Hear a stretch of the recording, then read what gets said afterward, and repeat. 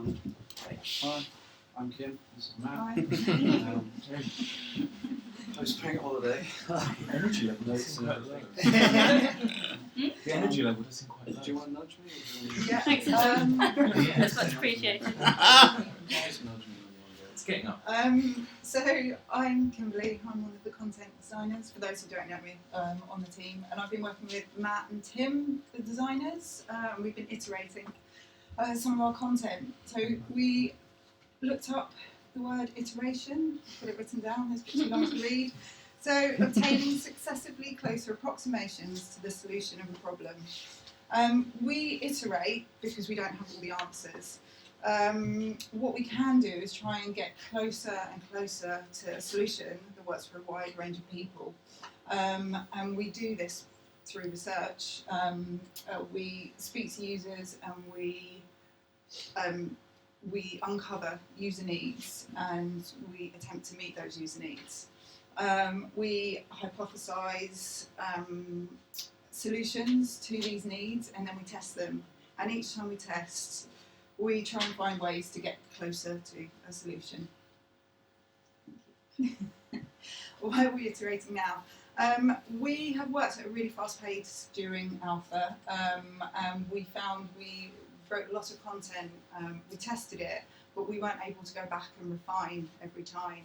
And we decided it was a good time to go back and look at this stuff again and look at it with fresh eyes as well and to apply some of the learnings that we tested. Yep, and the pages that are currently on alpha.nhs.uk, those are basically our first design iteration. So they're actually quite similar in a way to GDS type pages, which isn't really that surprising because for the alpha, the first 12 weeks of the alpha, we basically nicked away the GDS stuff and rapidly repurposed it to make these kind of prototype pages. So it's actually a good opportunity for us to also iterate our visual design style and bring in more of our thinking around patterns that we've been doing. We worked up some symptoms pages in this revised visual style. So it's actually a task to bring in the conditions, I think it's just the conditions pages, from alpha.nhs into this new style. Yeah, a content designer and a designer will pair up. Pairing is basically two people working very closely together on a problem. It's important that there's no hierarchy in the pair, so it's basically a level discussion between two people. And pairing design and content works really well. We think in quite different ways, but they're actually really complementary. So taking a fresh look at the content we're putting across, being able to take a break and come back with a fresh perspective on it, see where we can improve it, knowing that there are certain things we have to iterate anyway. And always going back to the user needs. So kind of constantly reminding yourself that this isn't this kind of abstract iteration exercise. It's actually another round of trying to get our solution closer. How we've iterated. This is fun. So here's one of our early pattern spotting exercises. So essentially what this was we printed out everything from alpha and everything from the prototypes as well, so like the booking type stuff, the Finder GPS type stuff. And as a set of designers and content designers, we're trying to spot kind of repeatable patterns or themes or kind of anything that feels repeatable or of a certain kind of structure, and marking that up on these printouts. So basically, once we've ported alpha.nhs type pages into the newer visual style, we do a sort of similar but different exercise. So this one is print each of the pages out, then basically chop it up into its constituent parts. So even to the level of like paragraphs and headings, and then basically blah blah, yeah, and then right, basically, so yeah, a content designer, this is Kim, and a designer, this is Matt, will pair up and basically make an exercise of going back through that content, doing any iterations that we know we've got to do from the lab testing or things like that, and also just basically coming back to it after a fair amount of time and going, ooh, this one's funny, or like, oh, in the new visual design, we could actually do something with this that means we can make it more punchy or make it stand out in a way that we want to. So there's a kind of confluence of like written communicative content and visual communicative content going on. So that's like it's a nice way of doing it, and it's quite a lo-fi way of doing it and very simple and quick. So then essentially the chopped up pages, coded again. Again, it doesn't take very long. It's just banging HTML out. Print them out again. If this starts looking familiar, it kind of is. So this is another iteration of the kind of pattern type exercise. So we're starting to see in the newer visual designs, we're starting to see again repeatable themes, repeatable patterns, like things where we can handle things consistently or things where we need to be deliberately inconsistent in a way to make things clear at a single level rather than just this whole kind of like, oh, you must fit the page template. We want to work in a way that means everything you read and everything you see, NG, so cool, funny. everything you read and everything you see basically is there for a good reason, and it communicates itself well in that situation. We don't necessarily need to follow this kind of grand modernist architectural vision that means you can only have your window blinds like open, shut, or half open. Like, you don't want to do that. So again, this kind of idea of hypothesizing and iterating, we're hopefully getting closer, edging closer and closer and closer to this idea of a solution which, like in reality, we might never hit 100%, but essentially the curve's just going, we're getting closer and closer and closer. Rambled a bit there, didn't I? Couple of examples. Okay, so this is one of our early pages that we wrote. It's a childhood condition called hand, foot and mouth. And when we wrote it, we focused on the actions. So this page was displayed as how you can treat it at home, when you should see your GP, and there was information around what to do if you're unsure. When we originally wrote it, it's flat content, it's displayed as text, and we've used headers and bullets to make things stand out. When we had a look at it again, we took some of the ideas from our symptoms pages. We decided to separate out the seeing your GP information into a box. By doing this, it helps users find what they're looking for quicker. And we also, looking at the text again, we were able to refine it again and make it more direct. So we're giving the users the information they need in the simplest possible way. Another example of one of our changes. Technology. We wrote some information on the symptom headache, and we discovered early on that when you use it on a mobile, the emergency box, which is the red box there, was the first thing you see, which wasn't really appropriate for a headache. It's only a headache. It was quite alarmist. So we changed the sequence of this information. So if you see here, Works on my machine. We've changed the sequence, so it's more appropriate. It talks about what you can do at home, when to see your GP, and then the emergency information. However, we do have other symptom pages, one of them being rashes, and we do have more of a need for emergency information to be known early on because there's a fear of meningitis. So when we start live testing in a couple of weeks' time, we're going to keep the emergency information at the top of the page, and we're just going to see what users tell us to see where we go with that. And that's it. Thanks.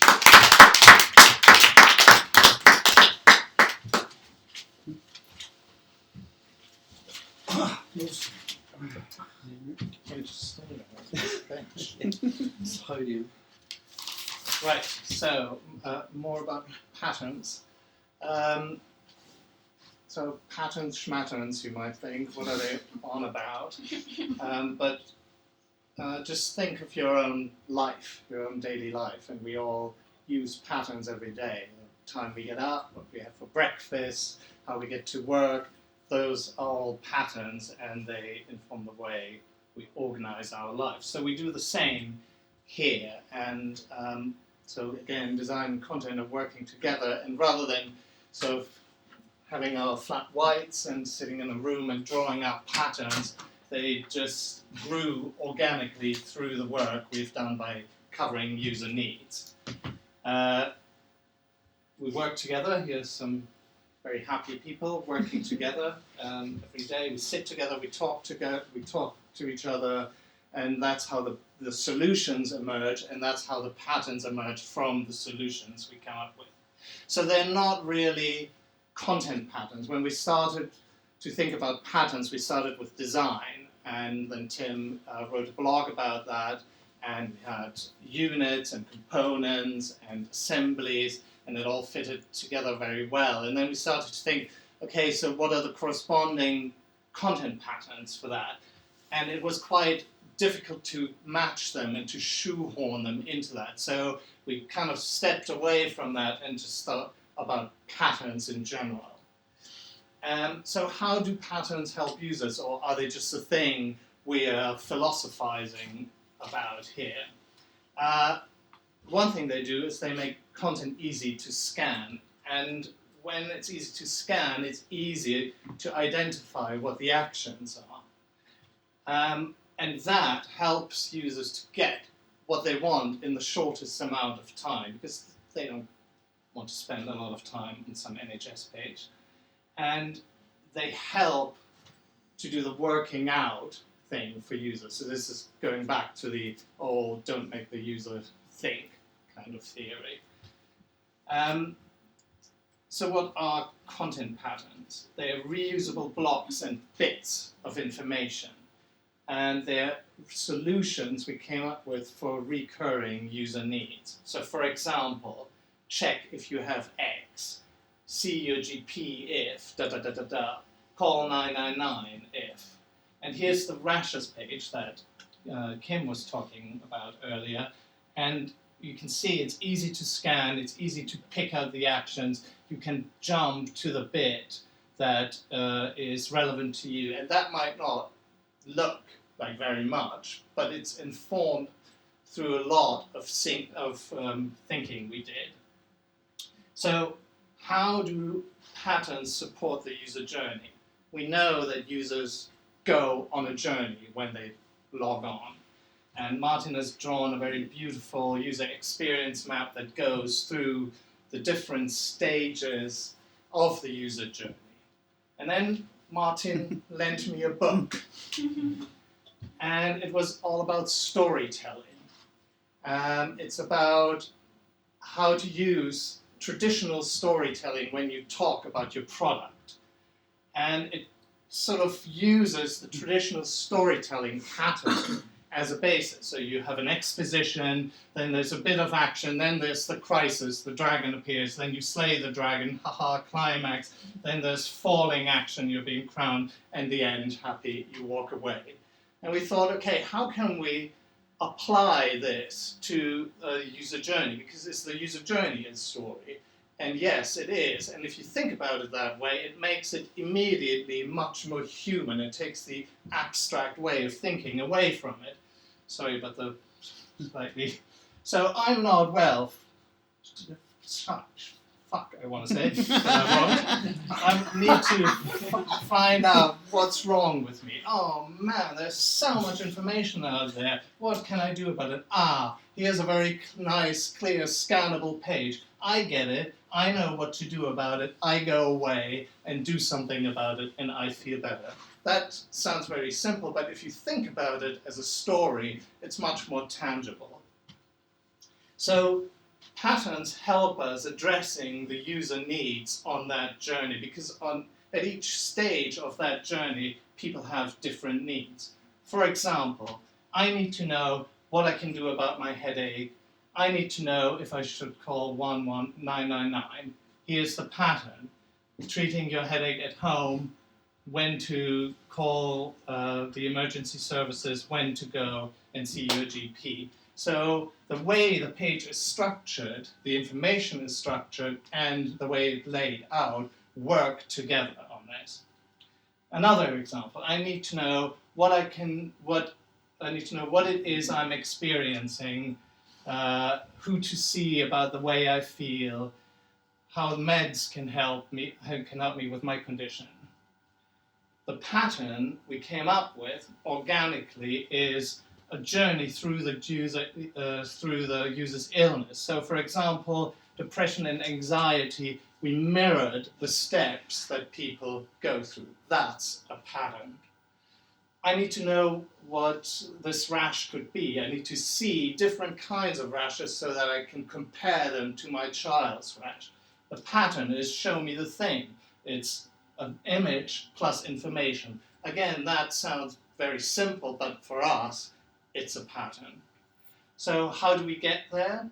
We write and design, we test it, we discuss the stuff, and we disagree about it in a constructive way, and we change and delete. We delete a lot of stuff. And we do it again, and again, and again.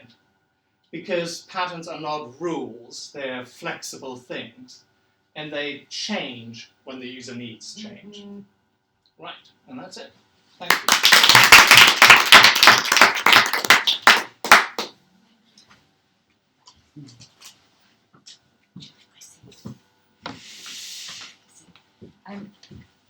Is it doing anything? Shall I kill it? Or Is this I think there Really, is yeah, probably just more up, in down. Magic there than down, yeah, down to the next one. okay? One. Okay. So manically running around trying to find lost people. Right, I am. Who am I? I am the new Communications and Engagement Lead for NHS.UK, and I've been in the role all of 10 days. So I'm going to share 10 thoughts in 10 days. I have had more than 10 thoughts. These are just some of the best ones.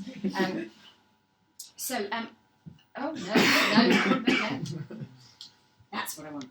I've started a new job, and I've been telling people about what I'm doing, and it's really like doing some unintentional user research, because I've been testing how to describe what NHS.UK does, and to people who don't work in healthcare and they don't work in digital. And I've been through various iterations, so you can get in the lingo, and this is where I'm currently at. So the NHS is finding your way around the NHS. It's like doing a really, really hard ... without any numbers. And people get this. I don't think I'm alone in having been caught in sort of seemingly never-ending loops of kind of healthcare service loops. And I'm new to working in health. I knew it was complex. I'd done my homework, I talked to people, I'd done my reading, but until you get inside, you really don't have any idea about quite how complex it is. I mean, it makes quantum physics look comparatively simple. So back to my user research. Here's the bit where I explain what NHS.UK does. It joins the dots. NHS.UK is helping people to join the dots, to better connect people to the healthcare information and services they need, regardless of organisational boundaries. They're building really good digital services that help people get the information they need when they need it and take appropriate action. And everyone I speak to sees the value in this. On to something else I've learned, passion. My gosh, this lot are passionate. And that's, working in communications, that's an absolute dream, because people see that and they're inspired by it.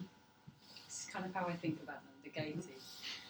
They're really, it's like a start-up culture in government, and that's something that I've not seen before, not here.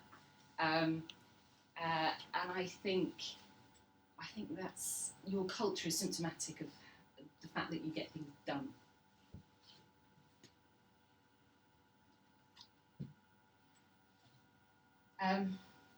Government is really hierarchical, and being new to health, I thought it was going to be a disadvantage, not yet knowing who everyone is, but it's kind of working to its advantage because I'm taking people's comments as opinions rather than hierarchical decisions.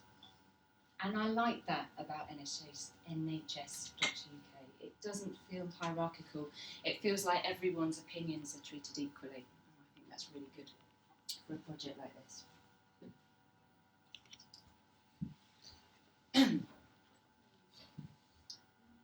There are places where you've gone in and given your message loud and clear, but there are still misunderstandings that I'm seeing. I think some of the reasons behind that may be to do with just the size of the healthcare services that you guys are working with.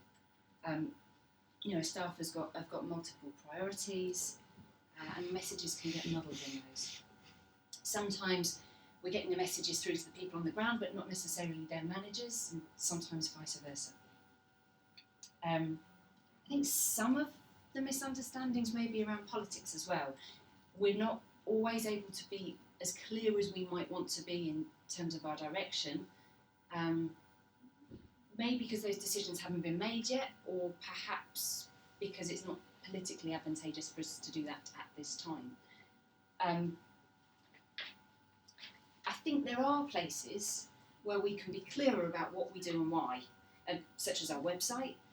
I think we should continue to be open, but look at where we can put extra focus on reiterating clear messages and reducing misunderstanding. And I'd really like to hear from you guys where you're seeing those misunderstandings and what you think might be the cause of them. Hopefully that's where I can help. Kanban boards. I've learned how to do a Kanban board properly. I've also learned, if you've not seen our boards, never to mix your post-it colours or face the wrath of Benji. So 10 days in, I'm quite proud of that one. I've also taken these learnings home, so my kids now have this Kanban-inspired chore chart. I kid you not. We haven't got any done bunting, we have done bunting. But they do get really pleased when a task goes into the done column. Thanks, Benji.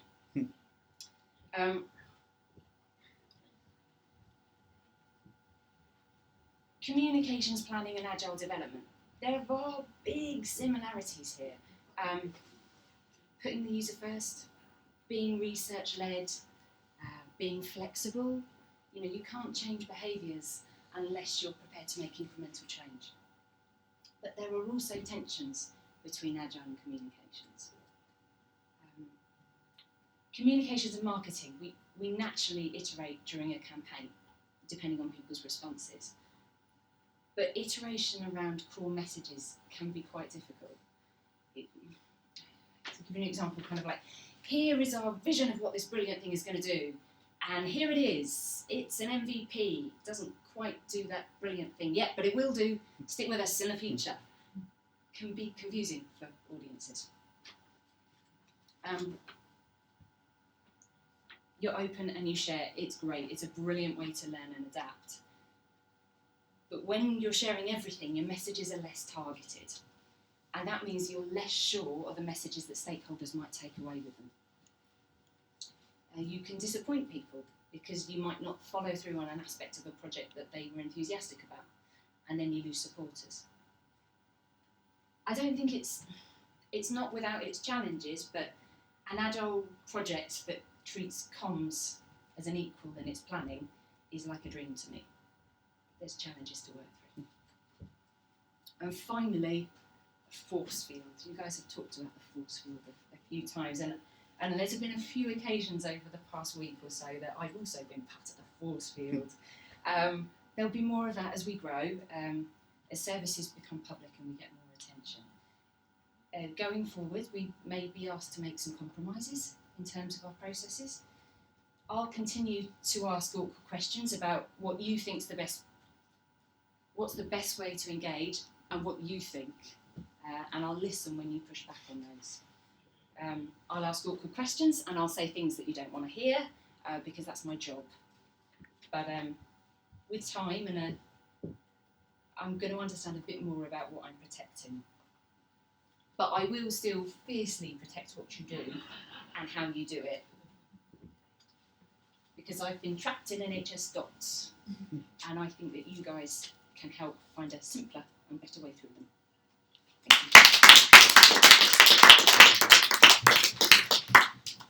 Fantastic. Thank you so much to everyone who's just spoken. Fantastic show and tell. Questions?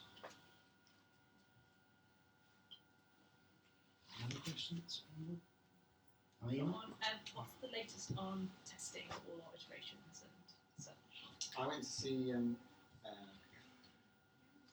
St. Thomas's last week who said, "Oh no, you want the people at Guys." So I went over to the people at Guys, and then they said, "Oh, you need to talk to this other person." And I talked to this other person, and they said, "Oh, you need to talk to somebody at St James's." But I'm getting the feeling that we're going to need direct buy-in from consultants, and no one in either nursing or patient information leaflet creation will let us anywhere near their patients unless there's a consultant or two fully on board. So it just so happens I met the medical director before going to St James's last week. So you're connecting. So through my connecting. So I'm able to get his name and reach out to him. He does some digital stuff as well. He runs an accelerator. So he might be the sort of person that. But there's a prevailing attitude that these are our patients, that we own them, and also that patient information is done by the people who do the leaflets for our hospitals, and therefore we've got to get some sort of other kind of buy-in. I've got another set of conversations going on with the Royal. I might be able to get contact at Chelsea and Westminster as well. I think consultant level contacts are the way to go. I've got 2 other leads, but yeah, it's a following leads process. If anyone has contacts, bring them to me. Oh, that's for Hermione. It's Frankly, it's for any London hospital within research doing distance for this team. We'll once we get buy-in, we'll be able to navigate to the right corner. And we need long-term relationships. We can't think about the next 6 weeks for hernia. We need to think about the next 2 years for ongoing engagement. And short-term booking labs and longer-term building our own. and also choices testing as well. Yeah, as a side thing to that, the iteration that we're doing now is basically the idea of pushing pages into beta, and I'll be working with probably Matt Stibbs, I guess, basically combining the one-on-one team to get a feedback mechanism up and running. So when we launch these pages, we'll have the feedback mechanism that we've been working on up and running.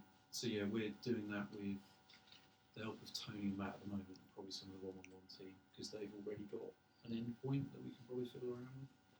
So that's where we're going with that. Hopefully this sprint I'll be doing a lot more on that.